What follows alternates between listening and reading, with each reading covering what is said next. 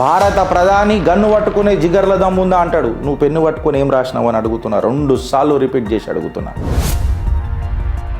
60 లక్షల రూపాయలు రాజీవ్ గాంధీ ఫౌండేషన్కి చైనా ఎందుకు ప్రొవైడ్ చేసింది? గాంధీ ఈమె ఇయాలటి చిట్టాలల్లా ధర్నా జీవీ నంబర్ 1. 12 అకౌంట్ల సస్పిషియస్ అకౌంట్స్. 2010లా కాశ్మీర్ భారతదేశాందే కాదు మనది, అసలు ఎందుకు లొల్లి చేస్తున్నాము అని చెప్పి మాట్లాడి ఈ కంట్రీస్ మొత్తము డిఫెన్స్ మీద లక్షల కోట్ల బడ్జెట్ పెడుతుంటే వీళ్ళు అడగరు. వీళ్ళు భారతదేశంలోనే అడుగుతారు. వీళ్ళు కాశ్మీరీ సపరేటిస్టులు అంటే ఈమెకు ప్రాణం. సొంత తల్లిదండ్రులకు పుట్టిన పిల్లలయా వీళ్ళంతా. దీనికి నేను తీవ్రంగా ఖండించిన. ఇది నాకు వ్యక్తిగతంగా ఇష్టం లేకుండా నేను సోనియా గాంధీతో కూడా మాట్లాడినా, క్యాబినెట్ మీటింగ్లో కూడా ఇష్యూ రేస్ చేసిన అని చెప్పి ప్రణబ్ ముఖర్జీ గారు చెప్పారు. మీ బతుకులు జడ, ఏం మనుషులరా మీరు? మొత్తం కాంగ్రెస్ కటాకట్ కుటుంబం అంతా పట్టుకొని పనులు ఇగిలిచ్చి నవ్వుతున్నారు. సుప్రీంకోర్టుల హైకోర్టులలో ఏడ కూడా దీని మీద దాఖలాలు లేవు, పిల్లు లేవు, ఏం లేవు. ఎన్విరాన్మెంట్ ఖరాబ్ అవుతుంది అని చెప్పి సౌమిని సాంప్రదాయని సుప్పిని మాటలు మాట్లాడుకుంటా ఈ ధర్నా జీవీలు అక్కడ డెవలప్మెంట్ ఆపేసింది. కాపాడుకునేందుకు చేసిన ప్రయత్నంలా నార్త్ ఈస్ట్ని వెనుకకి నెట్టుకుంటూ పోయారు. కానీ వీళ్ళు మాత్రం మంచిగా బాగుపడ్డారు. జబర్దస్త్ సంపాదించారు, కమ్మగా పుల్లగా తిన్నారు.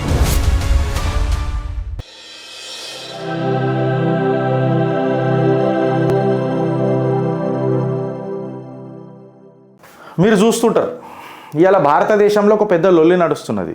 దాన్ని నేను ఏం చేసినానంటే కాంగ్రెస్ కటాకట్ మోడల్ని ఎక్స్ప్లెయిన్ చేయనికే ఈ ఫోటో పెట్టిన. ఇక ఇక్కడికేం స్టార్ట్ అవుతుంది. కాంగ్రెస్ కటాకట్ మోడల్, కాంగ్రెస్ హీన చరిత్ర.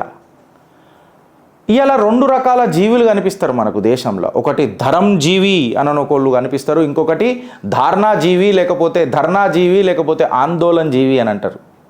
వీళ్ళని పొద్దుగాల లేవగానే ఏ ధర్నా చేయాలా, ఏం చేయాలా, వీళ్ళకు పూట గడవది. ఇక ధర్నాలు చేయకపోతే, ఆందోళన చేయకపోతే. ఈ కటాకట్ కాంగ్రెస్ మోడల్కి ఇలా చిట్టాయిపుతున్నది మీ చిత్రగుప్త. పార్లమెంట్ సాక్షిగా పార్లమెంట్లో ప్రమాణ స్వీకారం చేస్తుంటే కూడా కాంగ్రెస్ కటాకట్ మోడల్ రాహుల్ గాంధీ ఒక ఎర్ర బుక్ పట్టుకొని ప్రమాణ స్వీకారం చేసిండ్రు. చాలా యూట్యూబ్ ఛానళ్ళలో కూడా ఇది నిన్న డిస్కషన్ వచ్చింది. నేషనల్ మీడియాలలో కూడా చాలాసార్లు మాట్లాడినారు. సోషల్ మీడియాలో కూడా గట్టిగా ట్రెండ్ అయింది. అసలు ఈ ఎర్ర బుక్ పట్టుకొని ఎందుకు మాట్లాడుతున్నారు? ఫస్ట్ ఆఫ్ ఆల్ ఏదైతే మన గోపాల్ నారాయణ గారు అడ్వకేట్ గారు ఉన్నారో ఆయనది ఈ బుక్ ఏదైతే చిన్న పాకెట్ కాన్స్టిట్యూషన్ ఏదైతే తీసుకొని వచ్చి మాట్లాడినరో ఆయన రిజర్వేషన్కి ఖిలాఫ్ కొట్లాడిండు కోర్టుల. వీళ్ళు అదే బుక్ పట్టుకొని మాకు రిజర్వేషన్లు కావాలి, జితనా ఆబాదీ ఉతనా హక్ అని మాట్లాడుతున్నారు. మళ్ళీ మైనారిటీలకు వీళ్ళు నోట్ల మన్ను పోసిండ్రు, ఎస్పెషల్లీ ముస్లిమ్స్లకు. ఎన్ని సీట్లు ఇచ్చిర్రో చిత్రగుప్త్ 4-5 రోజుల కింద, వారం కింద అనుకుంటా, కంప్లీట్గా మీరు సీట్లన్నీ ఇచ్చిర్రు మైనారిటీలకు అని చెప్పినాం. ఈ కాన్స్టిట్యూషన్ ఎర్ర బుక్ పట్టుకొని చూస్తే నాకు వెనకటికి మావో జడాంగ్ ఎవరైతే ఉండేనో చైనీసోడు, డిక్టేటరు, కమ్యూనిస్ట్ పార్టీ సూత్రధారి, ఆయన కూడా ఇట్లనే రోడ్ల మీద ఎర్ర బుక్ పట్టుకొని వచ్చి రెడ్ బుక్ అని చెప్పి మాట్లాడుతుండే. The cultural revolution of China 1950 ప్రస్తావన ఇవాళ తీసుకురావాల్సిందే. నిన్న ఒక సోదరి నాకు ఫోన్ చేసిండ్రు, థ్యాంక్స్ నాకు ఫోన్ చేసి గుర్తు చేసినందుకు. In fact your information was very useful to us in drilling the facts. So ఆ చైనీస్ కల్చరల్ రెవల్యూషన్ 1915కి ఏం పోదామో ఇప్పుడు వీళ్ళు ఒక కాంగ్రెస్ కల్చరల్ రెవల్యూషన్ భారతదేశంలో తీసుకురానికే ఇగో ఎర్ర బుక్ ప్రదర్శన సాక్ష్యాలు ముంగట పెట్టిన.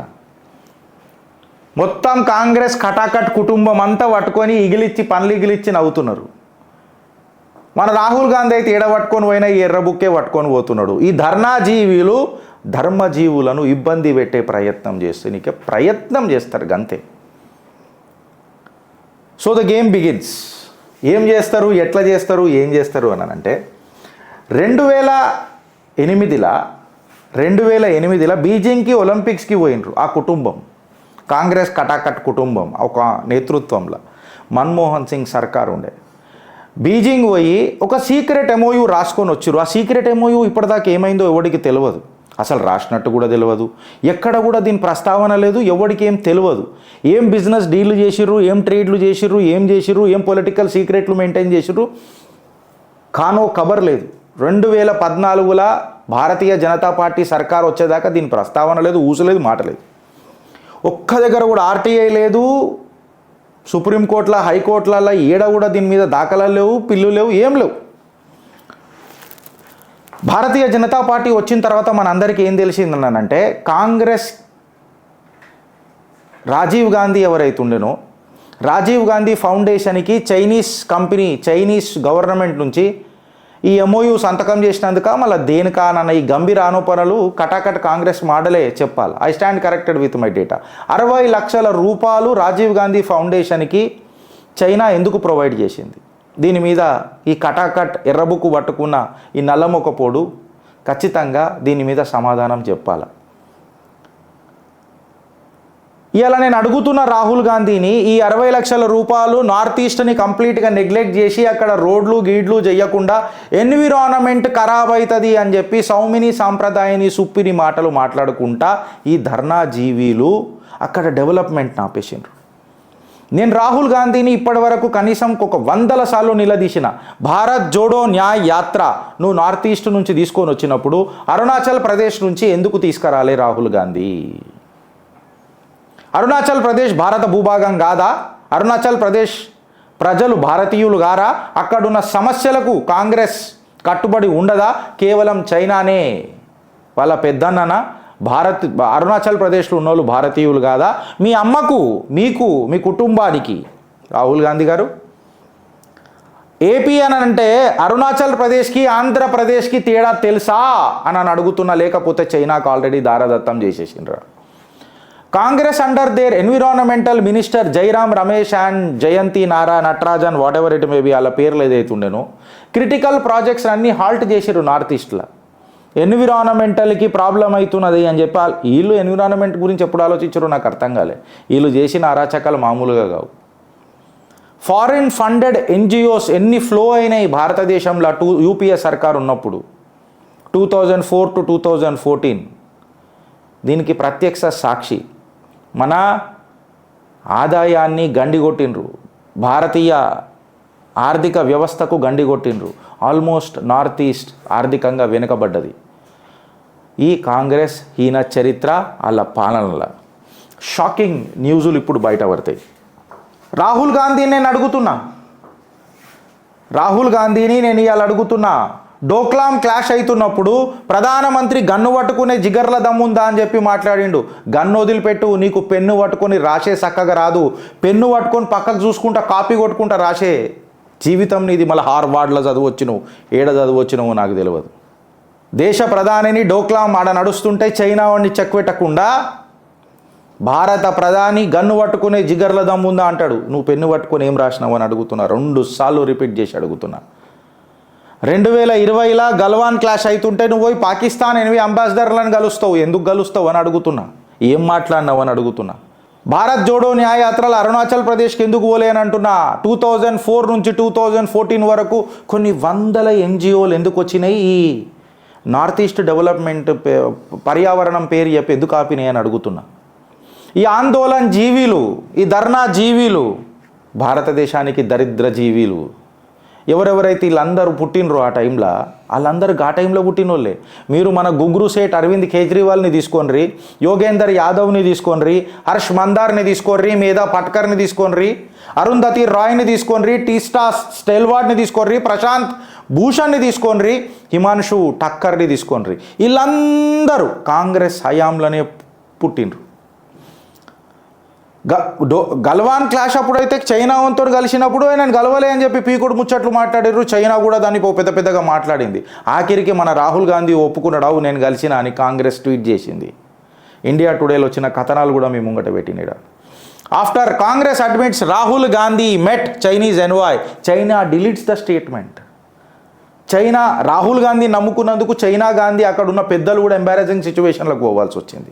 ఈడికి ఆగిపోయిందా? ఈడికి ఆగలే. ఈడ ఆట మొదలవుతుంది ఫ్రెండ్స్. ఇక్కడికేని ఈ ధర్నాజీవీల ఆట మొదలవుతుంది. వీళ్ళు చేసిన అరాచకం వల్ల, పర్యావరణం పేరు మీద వీళ్ళు చేసిన దోపిడీ వల్ల ఎన్జిఓలను పెట్టి ఆపినందుకు వీళ్ళకు ఏడేడికైనా ఎంతెంత పైస వచ్చిందో భగవంతుడి కెరక. కాకపోతే నా భారత భూభాగాన నార్త్ ఈస్ట్ ప్రజలకు ఇలా గండు కొట్టిన ప్రాజెక్టులు కేవలం పవర్ ప్రాజెక్టులు తీసుకొని మాట్లాడినా 12 hydro projects power projects Arunachal ప్రదేశ్లో more than 11.5 gigawatts handed over to hydro under union ministry of power గండి కొట్టిర్రు. ఇవాళ స్టార్ట్ అవుతున్నాయి అవి. Implementation of 12 hydro projects would contribute immensely to the richness of Arunachal అని చెప్పి union minister of power RK Singh garu మాట్లాడిన మాటలు ఇలా దేశ ప్రజలు మర్చిపోయినరా అని అడుగుతున్నారు. 12 hydro power projects attracts an investment of 1.26 lakh crore to Arunachal అని అంటున్నా. అరుణాచల్ కాలు పెట్టని దరిద్రులు ఈ ధర్నా జీవీలు. అందులో రాహుల్ గాంధీ కూడా ఉన్నాడు. సూత్రం ఇత్తనం ఆడికేనే మొదలెట్టిండు. సందర్భ్ని గుర్తు చేస్తున్నా, ఎన్ని పైసలు వచ్చినాయని చెప్తున్నా. ఆయన ఫోటోలు పెట్టినా వాళ్ళు ఎట్లెట్లేడ పర్యావరణాన్ని కాపాడుకునేందుకు చేసిన ప్రయత్నంలా నార్త్ ఈస్ట్ని వెనుకకి నెట్టుకుంటూ పోయారు. కానీ వీళ్ళు మాత్రం మంచిగా బాగుపడ్డారు, జబర్దస్త్ సంపాదించారు, కమ్మగా పుల్లగా తిన్నారు. వీళ్ళ కుట్ర మీకు అర్థమవుతుందా అని చెప్పి మిమ్మల్ని కూడా ప్రశ్నిస్తున్న ప్రజలని. వీడికి ఆగిందా? ఆట ఇప్పుడు మొదలవుతుంది. అసలైన ఆట ఇప్పుడు మొదలవుతుంది ఫ్రెండ్స్. ఈమెను చూసే ఉంటారు మీరు. ఆమె ఏడేడ తిరిగింది, ఎవరెవరితో తిరిగింది, ఏడేం చేసింది అందరికీ తెలిసిన కథలే. ధర్నా జీవీ నంబర్ 1 ఎవరు అనంటే మన మేధా పట్కార్, నోన్ యాజ్ నర్మదా బచావ్ ఆందోళనలో ఈమె పేరు మనకు చాలా పెద్దగా కనిపిస్తుంది. ఈమె ఇవాళటి చిట్టాలల్లా ధర్నా జీవీ నంబర్ 1. ఈమె తన కెరియర్ వచ్చేసి 1980లో మొదలెట్టింది. ఈమె కొట్లాటలు మామూలా? నర్మదా బచావ్ ఆందోళన షురూ చేసింది. నందిగ్రామ్లా యాంటీ ఇండస్ట్రీ అజిటేషన్ చేసింది. సట్లజ్ బచావ్ పంజాబ్ బచావ్ అని చెప్పి షురూ చేసింది. టాటాని సింగూర్ నానో ప్లాంట్ని తీపిచ్చేనికే ఓ లొల్లి చేసింది. యాంటీ సిజ్ స్పెషల్ ఎకనామిక్ జోన్లు ముంబైలో వద్దని చెప్పిండ్రు. Project in Maharashtra, Enron project మహారాష్ట్రలో కాదని చెప్పిండ్రు. Nuclear power plant in Gujarat disaster అని అన్నారు. సిఏఏ వద్దనన్నారు, ఎన్ఆర్సీ వద్దనన్నారు. అన్నా హజారే అవినీతి ఆందోళనలో దిగినరు. వీళ్ళే అవినీతి ఠేకాదారులు అసలు. న్యూక్లియర్ అసలు భారతదేశానికి న్యూక్లియర్ పవర్ ఎందుకు అని అన్నారు. యాంటీ న్యూక్లియర్ వెపన్ ఉండాలా భారతదేశానికి అని అన్నారు. కాంగ్రెస్ పార్టీ భారత్ జోడో యాత్రల కీలకమైన పాత్ర పోషిస్తారు. అగో చెట్టా పట్టాలు వేసుకొని తిరుగుతున్నాడు. ఎంత ప్రేమ చూడు, ఎంత ప్రేమ చూడు కాంగ్రెస్ యువరాజు గారికి. వీడికి ఆగుతుందా ధర్నా జీవీ నంబర్ 1? నో, పిక్చర్ బాకీయే. మేధా పట్కర్ది పిక్చర్ బాకీయే. జస్ట్ ఇమాజిన్ అడుగుతున్నా నేను, వీళ్ళందరూ భారతీయ జనతా పార్టీ మూడోసారి భారతదేశంలో ప్రభుత్వం ఫామ్ చేయకపోయినుంటే బెంగాల్కి పట్టిన గతి యావత్ భారత్కి పడుతుండేనా లేదా? ఇవాళ ఇండస్ట్రీలు ఉంటున్నాయా? నిన్న ఆ రోజు టాటా ప్లాంట్ వాయ్, నిన్ననో మొన్ననో ఇంకొక ప్లాంట్ వాయ్ ఆడికేని. మీకు మ్యాక్సిమం బెంగాల్ వాళ్ళందరూ బెంగాల్ ఎడ్స్ పెట్టి పాపం వేరే రాష్ట్రాలలోకి వస్తున్నారు. ఒకప్పుడు కలకలలాడుతున్న కోల్కతా ఇవాళ కాల గర్భంలో కలిసిపోతుందంటే మీరు నమ్ముతున్నారా? కాలాంతకం అయిపోతుందంటే నమ్ముతున్నారా? ఈ కాలాంతకం చేసే ఆ కాలకేయులు ఎవరు అని చెప్పి అడుగుతున్నా. చిట్టాలు ఇప్పుతుంటే మీకు అర్థమవుతుందా అని చెప్పి నేను ప్రశ్నిస్తున్నా. 10 సంవత్సరాల బీజేపీ గవర్నమెంట్ వచ్చిన తర్వాత ఈ ఎన్జిఓల బద్దలు ఎట్లా వలగొట్టింది, ఇల్లీగల్ ఫండ్స్ ఎట్లా ఆపింది. గిరీష్ గారు మాట్లాడితే సాక్ష్యాలు లేనిది మాట్లాడాడు ఫ్రెండ్స్. ఈ ఎన్జిఓల మీద బద్దలు భాషింగాలు చేసిందే భారతీయ జనతా పార్టీ. మేధా పట్కర్ లాంటి ఈ ఎన్జిఓలు నేను చెప్తున్నా, కులేం చెప్తున్నా, కనీసం మనం ఎంత సంపాదిస్తామో నెలకు దానికంటే 100 నుంచి 1000 రెట్లు ఎక్కువనే సంపాదించింది తను. గిరీష్ ఇంత పెద్ద ఆరోపణ చేస్తున్నావు, మనీ లాండరింగ్ అంటున్నావు. అరే బరబ్బర్ అంటున్నా. అరే నాకు తెలిసి ఒక మనిషికి ఒక అకౌంట్ ఉంటుంది, లేకపోతే మ్యాక్సిమం 2 అకౌంట్లు ఉంటాయి. అసలు ఒక్క అకౌంటే చాలు. ఏదైనా ఎమర్జెన్సీలో 2 అకౌంట్లు పెట్టుకుంటాం. ఏదో ఇంకొక అకౌంట్ అప్పుడన్నా చిన్నప్పుడు అది ఉండుంటే గట్లనే చిన్నప్పటికైనా ఉంటుంది. 12 అకౌంట్ల సస్పిషియస్ అకౌంట్స్. నేను రాయలే, పైనియర్లో వచ్చిన కథనం మీ ముంగట పెట్టిన. Patkar's NGOs 12 suspicious bank accounts under lens. Now the irony gets ironical. ఇప్పుడు చూడండి ఇక ఆట. ద ఇండియన్ ఎక్స్ప్రెస్లో వచ్చిన కథనం మేము కూడా పెట్టున్నా మేధా పాట్కర్ది. Foreign aided NGOs are actively stalling the development. Intelligence Bureau tells PMO in a report. The NGOs become the central players in setting the agenda, drafting documents, writing in the media, highlighting the scholar stunt activities, and lobbying diplomats and the government officials. Indian ఎక్స్ప్రెస్లో వచ్చిన కథనం, పిఎంఓకి ఇచ్చిన intelligence report.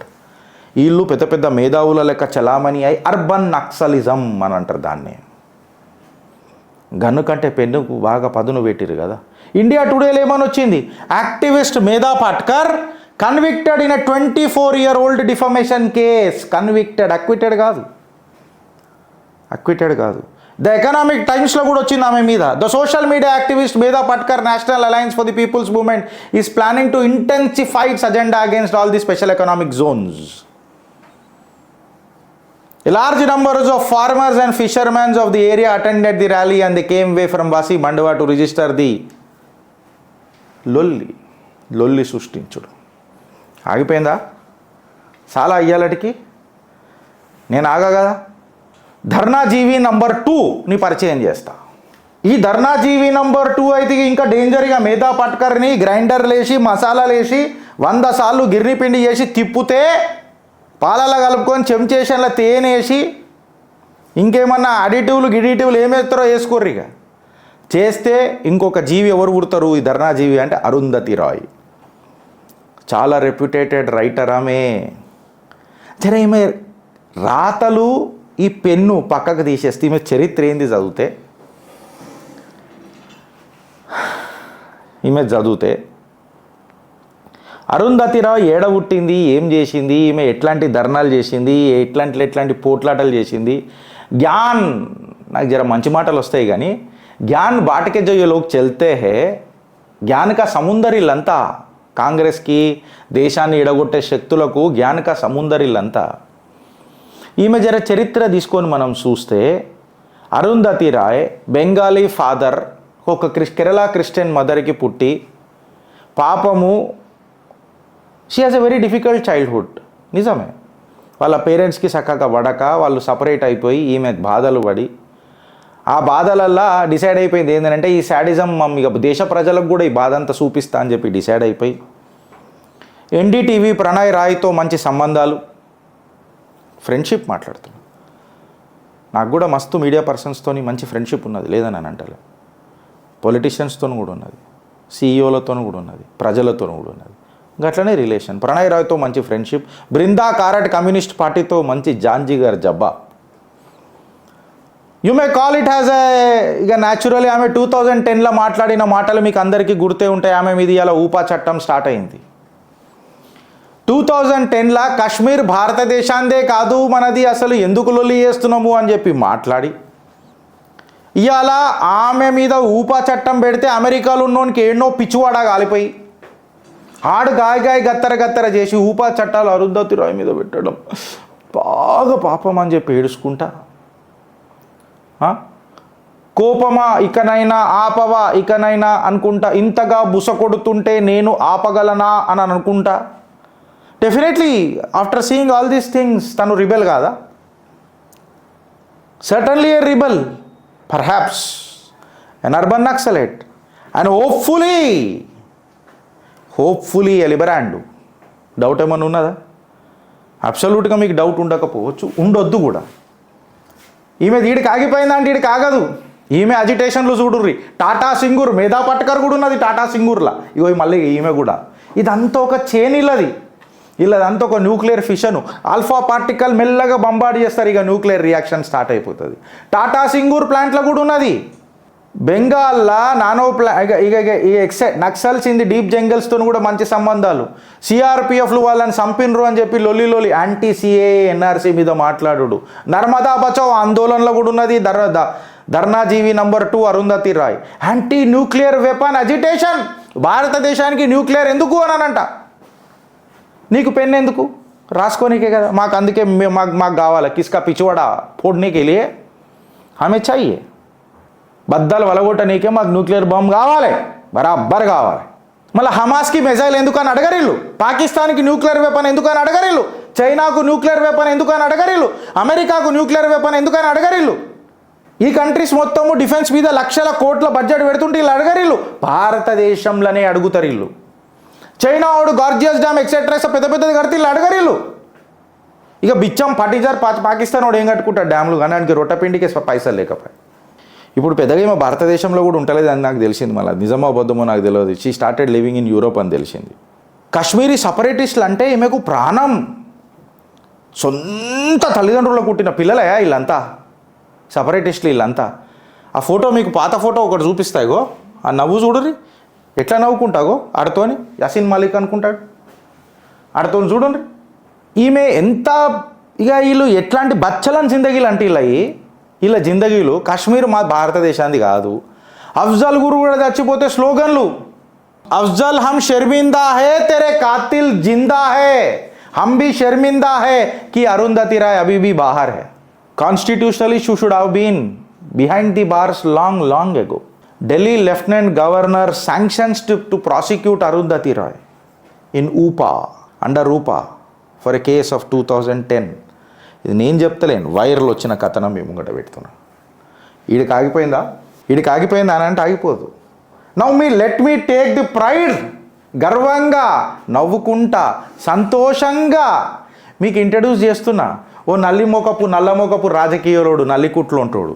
ఎవరు అంటే ధర్నాజీవి number 3, the gongura state alias దారు చోర్. ధర్నాలు చేసిండు, ఏం ఫేమస్ అయిపోయిండు. ఓ అన్నా హజారే పక్కకు నిలబడ్డాడు. ఇక నా అసుంటి ఇమాందారికి దుకాణం లేదు, నేను పుట్టినాకనే సత్యహరిశ్చంద్రుడు కూడా నేర్చుకున్నాడు ఇమాందారి అని చెప్పి శిలక పలుకులు వలికిన అరవింద్ కేజ్రీవాల్ మన ధర్నా జీవి నంబర్ 3. నువ్వు ఇలా ఏ పథకం తీసుకున్నా ఢిల్లీలో అలా స్కామ్ ఉంటుంది. కాకది షీలా దీక్షిత్ అవినీతి చేస్తుంది అని చెప్పి లొల్లి పెట్టి పుట్టి పెద్దగై ఇవాళ భారతదేశానికే బకాసురుడైన వ్యక్తి ఎవరైనా ఉన్నారు అని అంటే అది అరవింద్ కేజ్రీవాల్. ఇవాళ పంజాబ్లో ఖలిస్తానీ మూమెంట్ ఇంత గట్టిగా అవుతుందంటే దానికి కారణం Arvind Kejriwal. He has wild allegations that Sukesh Chandrasekhar had given him around 100 crores as kickbacks. 100 కోట్ల రూపాయలు సుకేష్ చంద్రశేఖర్ అనే వ్యక్తి లిక్కర్ స్కామ్లా దారు చోర్ ఆరోపణలలో మనోడికి 100 కోట్లు వచ్చినాయని చెప్పిన గంభీరమైన ఆరోపణలలో లోపల ఉన్నాడు. ఇక నువ్వు ఏ కేసు అన్నా తీసుకొని రిఫరెన్స్ ఇవ్వాలా. Arvind Kejriwal kingpin of Delhi excise scam, CBI to probe DTC bus scam, CNG sticker allocation scam, scandals of odd even scheme. In a scam unfolding in Delhi odd even part 2. ఢిల్లీగా మహులా క్లినిక్లు తీసుకోండి ఆరోపణలు. నీళ్ళు వస్తలేవు ఆరోపణలు. రోహింగ్యాలకు మైన్మార్కెన్ వచ్చిన వాళ్ళకి ఇక్కడ సెంటర్ వేసి పెడతాడు మనోడు. మళ్ళీ అదే persecuted minorities from the other countries మాత్రం మనకొద్దు. ధర్నా జీవి number 3, the gongura seth and the దారు చోర్. మీకు అర్థమవుతుందా అని అంటున్నా. ఇలా చైన్ అంతా ఈ చైన్ ఆగిపోయిందా అంటే అస్సలు షో స్టాపర్ని పరిచయం చేయకుండా, ఆ బ్యాక్ పైపర్ని పరిచయం చేయకుండా, ఇలా సూత్రధారిని పరిచయం చేయకుండా మనం ఎట్లా మర్చిపోతాం?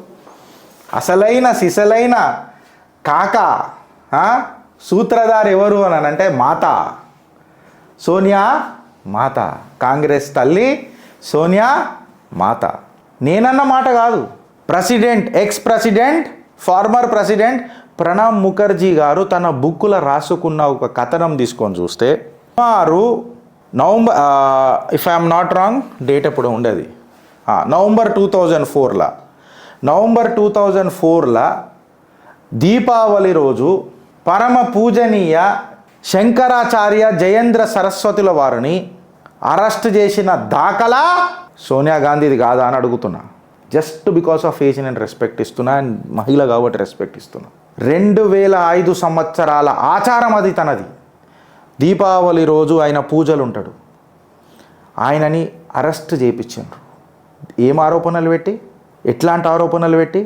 అడ్డమైన అబ్సీన్ సీడీస్ ఉన్నాయి, మహిళలని మొలస్ట్ చేసిండు, ఎక్సెట్రా అని చెప్పి రాసిండ్రు. దీనికి నేను తీవ్రంగా ఖండించిన. ఇది నాకు వ్యక్తిగతంగా ఇష్టం లేకుండా నేను సోనియా గాంధీతో కూడా మాట్లాడినా, క్యాబినెట్ మీటింగ్లో కూడా ఇష్యూ రేస్ చేసిన అని చెప్పి ప్రణబ్ ముఖర్జీ గారు చెప్పిండ్రు. మీ బతుకులు జడ, ఏం మనుషులరా మీరు? ఇదే క్వశ్చను ఒక ఈద్ రోజు ఒక ముల్లా మౌల్వీ గారిని ఎత్తుకొని వస్తారా? మీకు ఆ దమ్ముందా? అందుకే ఈమె పేరు ధర్నాజీవి అని అంటలేను, అంధకారజీవి. భారతావనినే అంధకారంలోకి నూకే జీవి కాంగ్రెస్ మాత Sonia Gandhi. And here comes the latest offspring, ఖటాకట్ ఖటాకట్ ఖటాకట్ సూత్రధారి. ఎవరు? రాజాది రాజా, కాంగ్రెస్ రాజా, వీర మార్తాండ, శ్రీ శ్రీ శ్రీ. నోరు వస్తలేదు రాహుల్ గాంధీ గారు. గాంధీ ఆయనని ఇట్లా అనొద్దు, గాంధీ కానీ గాంధీ ఏ కుటుంబంలో ఉట్టుకున్నాడో మళ్ళీ జంజం వేసుకున్న ఒక మనిషి, దేవుడు ఎవరు అని చెప్పి పాస్టర్లను అడిగిన మనిషి, జీసస్ ఈజ్ గాడ్ అని అడిగిన మనిషి, జంజం వేసుకొని వచ్చి మళ్ళీ శివలింగానికి పూజ చేస్తా అన్న మనిషి, రామ ప్రాణ ప్రతిష్టకు రాని మనిషి మళ్ళీ శివ పూజ చేస్తా అని చెప్పి ఆందోళనకు కూర్చున్న ఒక ఆందోళన జీవి ఎవరు అని అంటే ద ఫేక్ గాంధీ రాహుల్ గాంధీ. బయటికి పోతాడు, ఎవరెవరినో కలుస్తాడు, ఎందుకు కలుస్తాడో తెలియదు. భారతదేశంలో రామ ప్రాణ ప్రతిష్ట ఆయనకు అక్కర్లేదు. కాకపోతే బాబర్ దేశానికి పోయి ఆఫ్ఘనిస్తాన్లో బాబర్ గాని సమాధి మొక్కొస్తాడు. కుటుంబం ఇంటి లాదులు పోతాడు. అడిగి ప్రశ్నలు అడగొద్దు, మనం జిల్లా ఇలాయలు కదా అడగొద్దు. అయ్యా జాగిరి మొత్తం భారతదేశం అంతిల్లది, మనం అడగొద్దు. తీసుకుపోతారు ఐఎన్ఎస్ విక్రాంత్ని, ఎంజాయ్ చేసి వస్తారు. ఎస్పీజీకి 2-3 రోజుల ముందు కూడా కాదు, ఇట్లా 2-3 గంటల ముందు చెప్తాడు నేను పోతున్నా బ్యాంకాక్ పోతున్నా. అడవి ఏం చేస్తాడో ఎవరికి తెలియదు. మళ్ళీ మనం ఏదో మజాక్ అనుకుంటాం, మనోడు బ్యాంకాక్ పోయి ఏం చేస్తాడు అని. కాక పెద్ద పెద్ద కథలు చేస్తాడు, మీరు అనుకున్న కథలు కాదు. కాక అది కాంగ్రెస్ బుజ్జి, అది కాంగ్రెస్ బుజ్జి. మీకు అట్లా అనిపిస్తుంది, కాంగ్రెస్ బుజ్జి అది, ద బేబీ బాయ్. ఎవరెవరితో బిజినెస్ మ్యాన్లు ఉంటాయి, ఏముంటాయి ఇవన్నీ తెలియదు. Soon after coming to power, we will forcibly take money from the businessmen for न्याय. किसका न्याय, काय का न्याय, कौन किसने बताया आपका न्याय? ये तो केवल आपका न्याय एकदम अन्याय है. The fake Gandhi. రాహుల్ భాయ్ పేర్ల గాంధీ పెట్టుకుంటారు, ఒక్క సూత్రం అన్న పాటిస్తారా? మళ్ళీ నాన్ వైలెన్స్ మొహబ్బత్కి దుకాణం అని అంటారు. మీ నాయనమ్మ చచ్చిపోయినప్పుడు సిక్కులను ఎందుకు చంపిర్రు? ఒప్పుకున్నావు కదా. గోరక్షకులను మీ నాయనమ్మ చంపుతుంటే మళ్ళీ దాని మీద ఏమన్నా మాట్లాడతావా? మాట్లాడు. 400 మందిని ఫైరింగ్ల మీద మీ ముత్తాత పూలువల చాచా ముని మనమడు కూడా చంపిడు, మళ్ళీ నాన్ వైలెన్స్ ఏడిపోయిన తాత నీకు అని అడిగినావా? ఉమెన్ ఎంపవర్మెంట్ అని చెప్పి మాట్లాడతావు. సోనియా గాంధీ గారు తప్ప ఎవరికి ఎంపవర్మెంట్ ఉంది చెప్పు మీ కాంగ్రెస్లో? కాకపోతే ఈ జీవి విచిత్రమైన జీవి, నాకు అర్థం కాదు. అందుకే నేను ఈ జీవిని ఏమంటా అంటే విజ్ఞాన్ జీవి అని అంట. ఆమె పక్కకు విచలిత్ జీవి అంట. ఈయన చాలా విజ్ఞానమైన నెత్తిలకని ఇట్లా కారిపోతుంటుంది, అది మనకు కనబడుతుంటుంది. ఈయనని నేను విజ్ఞాన్ జీవి ఎందుకన్నా, సుప్రియ శ్రీనేట్ పక్కకు పెట్టి నేను విచలిత్ జీవి అని ఎందుకన్నాను అంటే ధారణాజీవి ఆందోళన జీవి అని అనలే. వీళ్ళని ఎందుకు అనలేదని అంటే వీళ్ళు నాకు అర్థం కారు. విచలిత్, వీళ్ళ మనసే విచలిత్ ఉంటుంది. వీళ్ళ విజ్ఞానం ఎంత ఉంటుంది అని అంటే వెనుక మొన్నటిదాకున్న ప్రధానమంత్రి ఇవాళ ప్రధానమంత్రి ఉన్నాడు. మొన్నటిదాకున్న పార్టీయే భారతదేశంలో భారతీయ జనతా పార్టీ గదే పరిపాలిస్తున్నది. ఇవాళ డిఫెన్స్ మినిస్టర్ ఆయననే ఉన్నారు, హోమ్ మినిస్టర్ ఆయననే ఉన్నారు, ఫారిన్ మినిస్టర్ ఆయననే ఉన్నారు, ఎక్సెట్రా ఎవరైతే ముందు ఉన్నారో వాళ్ళే ఉన్నారు. లోక్సభలో ఫైనాన్స్ మినిస్టర్ కూడా ఏం మారలే, గవర్నమెంట్లు మారలే, ప్రతిపక్షాలు మారలే, గట్లనే ఉన్నాయి. కేజ్రీవాల్ కూడా జైళ్ళకి ఏం పెద్దగా బయటికి రాలే, వీళ్ళకు పెద్ద సూత్రధారి లెక్క ఏం నిలబడలే. కాంగ్రెస్ ఇంకా అపోజిషన్లోనే ఉన్నది. కాకపోతే సంబరాలు చేసుకుంటున్నారా నాయన, ఎందుకు చేసుకుంటున్నారని నాకు అర్థం కాలే. అందుకే ఇగో వీళ్ళని విజ్ఞాన్ జీవి అనన్నా, ఈమెని విచలిత్ జీవి అనన్నా. గిరీష్ ఈ ధారణాజీవులను నువ్వు ఇలా పరిచయం చేయడానికి రీజన్ ఏంది అని అంటే కశ్మీర్ మన దేశం కాదు అని చెప్పి కశ్మీరీ సెపరేటిస్టులతోని చేతులు కలిపి అఫ్జల్ హమ్ షర్మిందా హే తెరే కాతిల్ జిందా హే అని చెప్పి కోర్టు తీర్పులు ఇచ్చినాక కూడా వీళ్ళు కోర్టుకు విరుద్ధంగా పోయి స్లోగన్స్ క్రియేట్ చేసి భారతాన్ని, భారత ప్రజల విషబీజాలు నాటనీకి ప్రయత్నం చేసిన వాళ్ళను సంకనెత్తుకొని వాళ్ళకేం కావాలనో దగ్గరుండి అరుచుకొని నడిపిస్తున్న ఈ కాంగ్రెస్ చరిత్రను నమ్ముదామా? ఇప్పటికీ ఈ ఎలక్షన్స్ దాకానే అనుకున్నాము. June 4th డెడ్లైన్ అనుకున్నా నేను. విషబీజాలు నాటుడు June 4th నుంచి అస్సలు నేను అందుకే అన్నా the actual elections have began for 2029 అని నేను ఒక స్లైడ్ కూడా చేసిన. అసలైన సిసలైన ఆట ఇప్పుడు మొదలైంది అని అన్న. June 3rd June 4th మా లైవ్ షో పోయి మీరు చూడండి ఫ్రెండ్స్, మా వాళ్ళు కట్ చేసి పెట్టలే. ఆడ క్లియర్ కట్గా నేను చెప్పిన అసలైన సిసలైన ఆట ఇప్పుడు మొదలైంది అని. ఇవాళ యాంటోనీ బ్లాంక్ అమెరికాకని వాడు మాట్లాడుతున్నాడు, భారతదేశంలో మైనారిటీలను తొక్కుతున్నారు అనంట, కన్వర్జన్ లాస్ తీసుకొస్తున్నారు భారతదేశంలో అనంట, మైనారిటీలు సేఫ్ లేరు అనంట, హిందూ రాష్ట్ర దిశ వైపు భారత్ అడుగులేస్తుంది అని చెప్తారు. అరుంధతి రాయని లోపలేనికే ప్రయత్నం మనం చేస్తుంటే ఏది ఊపా చట్టం పెడితే యుఎన్లోళ్ళు మాట్లాడుతున్నారు, India should drop the charges against Arundhati Roy అని చెప్పి యునైటెడ్ నేషన్స్ మాట్లాడుతుంది. మళ్ళీ సిగ్గు తప్పిన వాళ్ళు కాశ్మీరీ పండిట్ల జెనోసైడ్ అయినప్పుడు ఒక్కరికి కనికరం లేదు. మీ ఆఫీస్ గీడనే ఉండే కదరా యుఎన్ వాళ్ళు, అది నేను అడుగుతున్నా. మోదీ సర్కార్ వచ్చి ఇలా నిలగొట్టిండు, భారతీయ జనతా పార్టీ సర్కార్ వచ్చిన తర్వాత వీళ్ళు బయటికి పోయినారు. ఇప్పుడు మోదీ గారు పోయి యుఎస్ఎస్ఆర్ మీటింగ్ ఉన్నది, అది చాలా కీలకం ప్రపంచంలో. ఈ మీటింగ్లో అతలాకుతలం చెయ్యనీకే ఘోరాతి ఘోరంగా బట్టగాల్సి మీదేసే ప్రయత్నం చేస్తున్నారు అనే దానికి ఇది నిదర్శనం కాదా? భారత్లో ఒక అన్రెస్ట్ అవుతుంది అని చెప్పనీకి ఇది నిదర్శనం కాదా? ఇవాళ మనము ట్రంప్ మాట్లాడిన మాటలు చూసుకుంటే భారతీయులందరికీ ఎవరెవరైతే మా దేశంలో చదువుతారో వాళ్ళకు గ్రీన్ కార్డ్ ఇచ్చేస్తాను నేను. మొన్నటిదాకా అసలు గ్రీన్ కార్డు లేనేలేదు సవ్వలేదని మాట్లాడినోడు ఇప్పుడు గ్రీన్ కార్డు ఇస్తానని అంటున్నాడు. అంటే ఇవాళ సౌదీ అరేబియా కూడా ఇలా పెట్రోల్ డాలర్ని కాకరించి ఉంచింది, మేము మా పైసలలో మేము చేసుకుంటాం, మీ డాలర్ అవసరం లేదనని. అమెరికా పెత్తనం తగ్గుతున్నది. వీళ్ళు ఎప్పుడు మనకు ఆత్మనిర్భర్ చేద్దామనని చెయ్యరు. ఎంతసేపు వీళ్ళ బాంఛన్ బతుకులు, వీళ్ళ తెలివితేటలతోనే మన బతుకుకు 2 మెతుకులు దొరకాలా అనన్న ఆశయమే సృష్టిస్తారు వీళ్ళు. నవ్ ఎవ్రీబడి నోస్ ఏందనంటే భారత్ ఆత్మనిర్భర్ వైపు పోతున్నది. ఇక భారత్ల టాలెంట్ పూల్కి తక్కువ లేదు. ఏ సంస్థలు తీసుకున్నా ఒక భారతీయుడే ఆ దేశానికి ఒక దిక్సూచి లెక్క అయ్యాలవుతుంది. అది ప్రపంచం సాక్షి అయింది, అలా డౌట్ లేదు. దీన్ని చెక్ పెట్టాలని అంటే భారతీయులను విడగొట్టాలా. ఫస్ట్ ఇత్తనం మన దాంట్లో నాటాలా, పేరెంట్ కంట్రీ ఏదైతే ఉంటుందో ఆడ ఇత్తనం నాటాలా. మళ్ళీ అప్పుడు ఏమవుతుంది, మనం అమెరికాలో సెటిల్ అవుదాం నటరాబాయి, ఈ లొల్లి ఎందుకు మనకు, డాలర్ పెత్తనం పడొద్దు, భారత్ ముంగటికి పోవద్దు. ఆ కాడికి వస్తే బైడెన్ ట్రంప్ ఇప్పుడు ఇది ఒకటైపోతారు. బికాస్ వాళ్ళకి లార్జర్ ఇంట్రెస్ట్, వాళ్ళ country important, making America great వాళ్ళకి ఇంపార్టెంట్. బట్ భారత్ మేరా భారత్ మహాన్ అనన్న ముచ్చట మనకొద్దు. ఏం చేసిండ్రు రాజకీయ నాయకులు, మీరేం చేసిండ్రు రాజకీయాలలో ఫస్ట్ అది చెప్పు. You are equally responsible my dear friends, you are equally responsible. Don't push the button onto the other side. Accept your responsibility, believe in your accountability.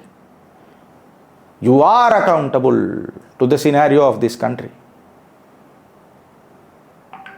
నువ్వు ఓటయ్యావు, ఓ సమోసాకో ఒక సీసకో ఓటేస్తావు. నాకేం చేసింది రాజకీయం, నాకెవడేం చేసిండు, నువ్వేం చేసినావు దేశానికి is more important today.